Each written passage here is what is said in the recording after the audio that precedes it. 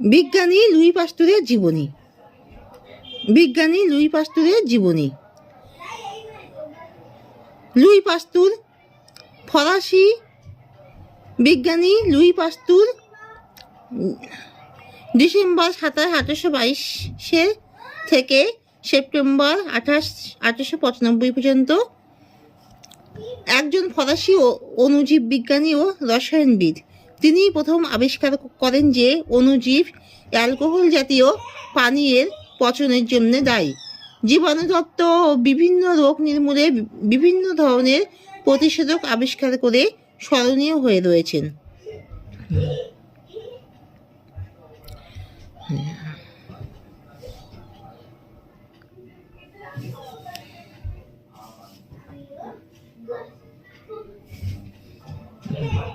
Luis পাস্তুর 1822 সালের 27 December ফ্রান্সের জুরা প্রদেশের দোল শহরে জন্মগ্রহণ করেন ও আরবোয়া শহরে বেড়ে ওঠেন। দরিদ্র পিতা সেখানকার একটি ট্যানারিতে চাকরি করতেন। 1847 সালে পাস্তুর ফ্রান্সের একল থেকে পদার্থবিদ্যা ও রসায়নে ডক্টরেট ডিগ্রি অর্জন করেন। সেখানে তিনি জৈব যৌগের আলোক সমানুতা নিয়ে গবেষণা করেন। তিনি দেখান যে আলো যখন জৈব যৌগের দ্রবণের ভেতর দিয়ে যায় তখন এর দিক পরিবর্তন ঘটে। তিনি প্রস্তাব করেন যে একই জৈব যৌগ যাদের গঠন এক তারা সমাণু হতে পারে যদি তারা একে অপরের আলো প্রতিবিম্ব হয়।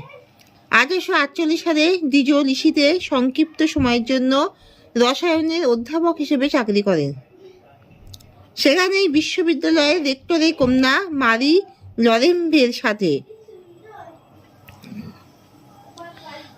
প্রণয়ে আবদ্ধ হন।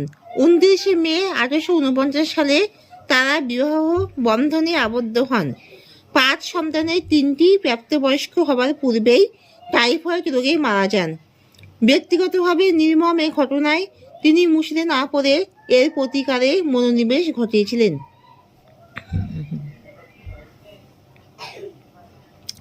কর্মজীবন। লুই পাস্তুর ছবিটা একবার দেখো, এই যে লুই পাস্তুরের ছবি।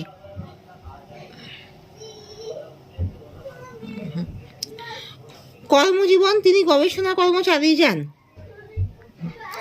এবং সেই সাথে ডিজো ও স্ট্র্যাসবুর্গ বিশ্ববিদ্যালয়ে শিক্ষকতা শুরু করেন। 1854 সালে পাস্তুর স্থানীয় এক বিশ্ববিদ্যালয় বিজ্ঞান বিভাগের ডিন হিসেবে নিয়োগ লাভ করেন। তখন থেকে তিনি স্থানীয় মদের কলগুলো